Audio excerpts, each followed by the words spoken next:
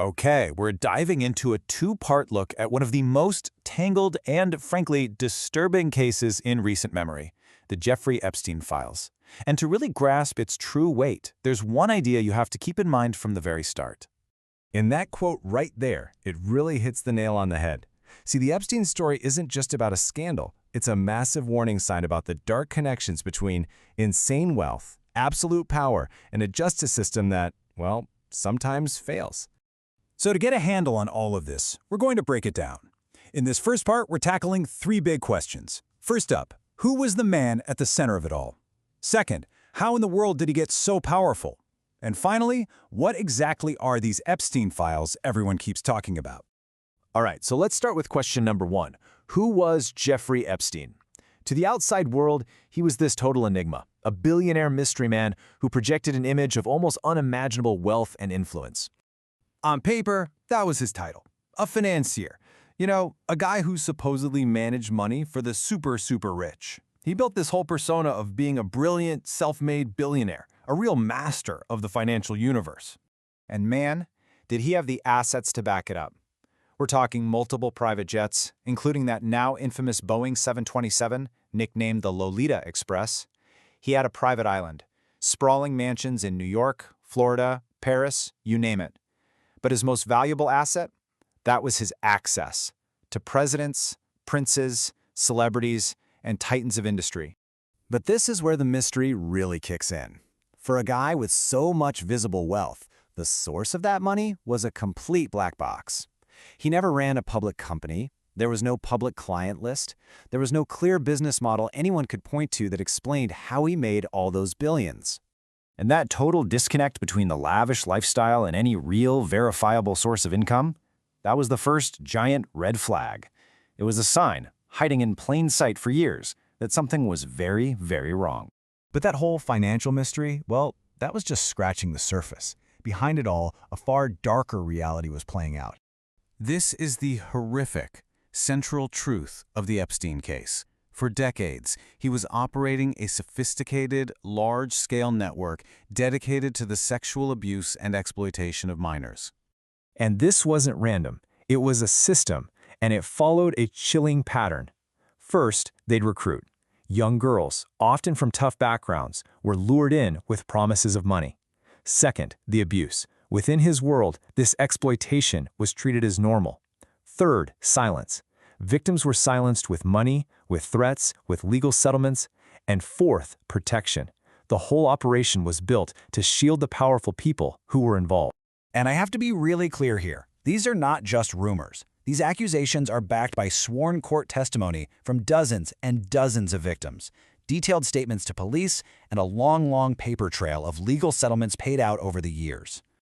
So, that brings us to a huge turning point in this story. You'd think, with so much evidence, there'd be some serious consequences, right? Well, that's not what happened. Back in 2008, federal prosecutors in Florida had built a really strong case against him, one that could have put him away for life. But then, at the very last minute, a secret plea deal was cut and it completely sidestepped a federal trial. So instead of life in a federal prison, Epstein's sentence was just 13 months.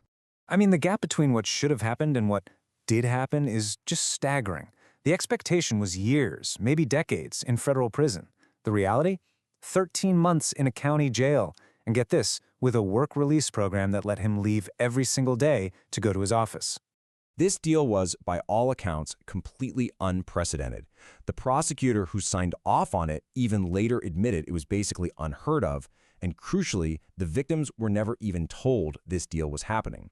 There have been serious allegations ever since that immense political pressure was involved to get Epstein such an incredibly lenient deal.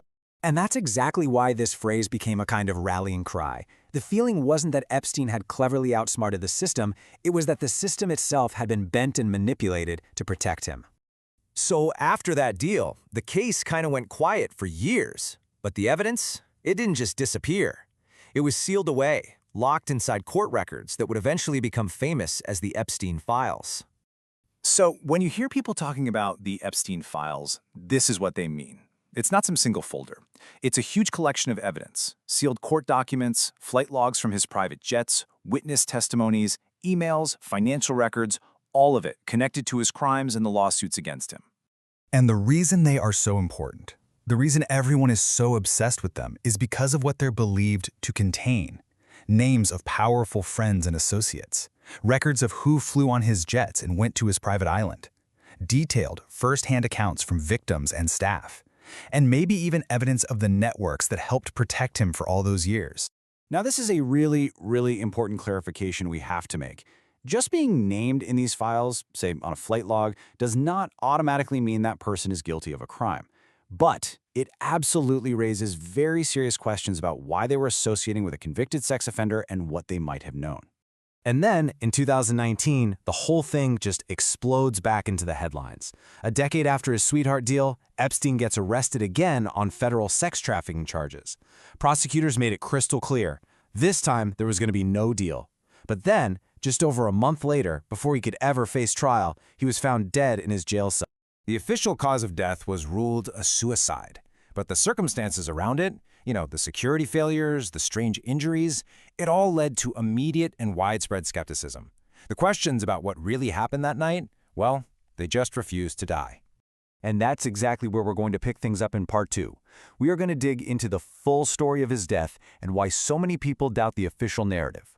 We'll look at what we've learned as some of these secret files have finally been unsealed, and we're going to tackle the biggest question of all. Why, even after his death, does this case still terrify some of the most powerful people on the planet? We'll see that.